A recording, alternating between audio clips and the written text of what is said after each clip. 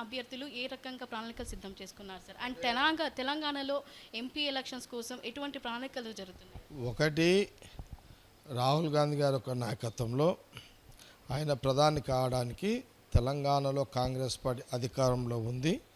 ముఖ్యమంత్రిగా రేవంత్ రెడ్డి, బట్టి విక్రమార్క, ఉప ముఖ్యమంత్రి ఉత్తమ్ కుమార్ రెడ్డి, ఎంటైర్ క్యాబినెట్ మినిస్టర్లు అందరూ కూడా, ఎమ్మెల్యేలు కూడా ఒక కోఆర్డినేషన్, పార్టీ నాయకులంతా కోఆర్డినేషన్లో మనకున్న 17 సీట్లలో మొదలు 14 గెలవాలి అనేది గెలవాలి అనే ఒక ప్రయత్నంలో రాష్ట్ర ముఖ్యమంత్రి, క్యాబినెట్ మినిస్టర్లు అందరూ కూడా పనిచేస్తున్నారు. ప్రస్తుతానికి నామినేషన్ల సమయం కాబట్టి ప్రస్తుతానికి పిసిసి ప్రెసిడెంట్ ముఖ్యమంత్రి రేవంత్ రెడ్డి ఇప్పుడు అన్ని ప్రాంతాల్లో బహిరంగ సభలు, నామినేషన్ క్యాండిడేట్ల దాంట్లో పాల్గొంటున్నారు. ఇది మొదటి విడత. రెండో విడత నామినేషన్లు విడ్రాస్ అయిపోయిన తర్వాత మళ్ళీ రాహుల్ గాంధీ గారు, ప్రియాంక గాంధీ గారు, ఖార్గే గారి యొక్క పర్యటనలు కూడా ఉంటాయి. బహుశా ఉంటాయి. ఆ ఫేస్ కూడా ఉంటుంది. మళ్ళీ పిసిసి ప్రెసిడెంట్ అండ్ అదే కాకుండా ఇప్పుడు 17 పార్లమెంట్లలో మినిస్టర్స్ అందరినీ కూడా కోఆర్డినేషన్లో పెట్టడం జరిగింది. ఒక్కొక్క పార్లమెంట్కి ఒక మినిస్టర్ బాధ్యత ఇవ్వడం జరిగింది. వాళ్ళు ఆ పార్లమెంట్లో ఫుల్ సమయాన్ని కేటాయిస్తూ వాళ్ళు ఎవరి పని వాళ్ళు క్యాండిడేట్ గెలిపించుకో ప్రయత్నాలు కూడా జరుగుతున్నాయి. ఇంక్లూడింగ్ గెలిచిన ఎమ్మెల్యేలు, ఓడిపోయిన ఎమ్మెల్యేలతో సహా party leadership, all frontal organisations అందరూ కూడా గ్రౌండ్ లెవెల్లో పనిచేస్తున్నారు. అట్లాగే యూత్ కాంగ్రెస్, ఎన్ఐసివై, రైతు సంఘం ఇట్లా ఆర్గనైజేషన్స్ కూడా గ్రౌండ్ లెవెల్లో పనిచేస్తున్నాయి. మహిళా విభాగం కూడా పనిచేస్తున్నాయి. కాబట్టి అల్టిమేటు తెలంగాణ గవర్నమెంట్ ఉంది కాబట్టి 14 సీట్లు గెలవాలనేది ఒక పూర్తి ప్రయత్నంలో జరుగుతుంది. తెలంగాణ ప్రజలను కూడా ఎట్లయితే కాంగ్రెస్కి తెలంగాణలో అవకాశం ఇచ్చారో ప్రధాని రాహుల్ గాంధీ కావడానికి 14 సీట్లు గెలిపించాలనేది తెలంగాణ ప్రదేశ్ కమిటీ యొక్క ప్రయత్నం జరుగుతుంది. క్రమంగా ప్రచారాన్ని కూడా ప్రజల దగ్గరికి వెళ్తాము. గతంలో కొన్ని సోనియా గాంధీ, రాహుల్ గాంధీ ఏదైతే పథకాలు చెప్పడం జరిగిందో అందులో 4 ఇంచుమించు ఫైనల్ నడుస్తున్నాయి. జస్ట్ లైక్ ఉచిత ఆర్టీసీ ఉచిత ప్రయాణ మహిళలకు, 500 గ్యాస్ సిలిండరు, ఆరోగ్యశ్రీ 10 లక్షలు, 200 యూనిట్ల కరెంటు ఉచితంగా, ఇది స్టార్ట్ అయింది ఆల్రెడీ.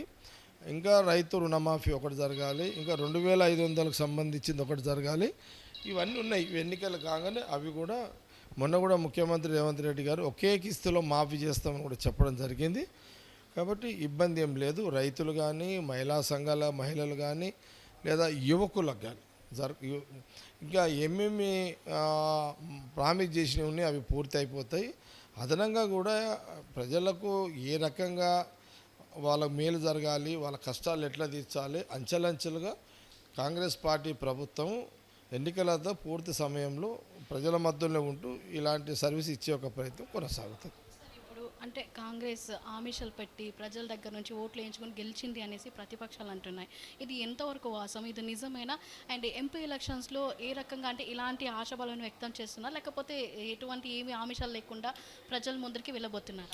బీఆర్ఎస్ అధికారం కోల్పోయిన తర్వాత వాళ్ళు ఏదో రకంగా వాళ్ళ ఉనికి కాపాడుకోవడానికి, వాళ్ళ క్యాడర్ని, వాళ్ళ నాయకులను కాపాడుకోవడానికి, వాళ్ళ మనోధైర్యాన్ని ఇచ్చుకోవడానికే వాళ్ళు మేము వచ్చి 3 నెలలు అయింది. 3 నెలల్లో 4-5 పథకాలు స్టార్ట్ అయినాయి ఆల్రెడీ. ఇంకా బ్యాలెన్స్ కూడా అయిపోతుంది. వాళ్ళు 9 నెలలు చేయలేని పనులు 3 నెలల్లోనూ కాంగ్రెస్ పార్టీ, కాంగ్రెస్ ప్రభుత్వం, సోనియా గాంధీ, రాహుల్ గాంధీ నాయకత్వంలో రేవంత్ రెడ్డి ముఖ్యమంత్రి, పిసిసి ప్రెసిడెంట్గా ఆల్రెడీ స్టార్ట్ చేసిండు. కాబట్టి ప్రజలకు పూర్తి అవగాహన ఉంది, జరుగుతున్నాయి అనే అవగాహన ఉంది, మిగతా అయితే అని ఒక నమ్మకం ఉంది.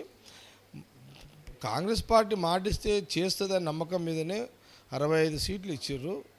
కాబట్టి బీఆర్ఎస్ వాళ్ళ ఉనికి కాపాడుకోవడానికి వాళ్ళు చేసే ప్రయత్నం బురద జల్లే కార్యక్రమం, కాంగ్రెస్ గవర్నమెంట్ బురద జల్లే కార్యక్రమం.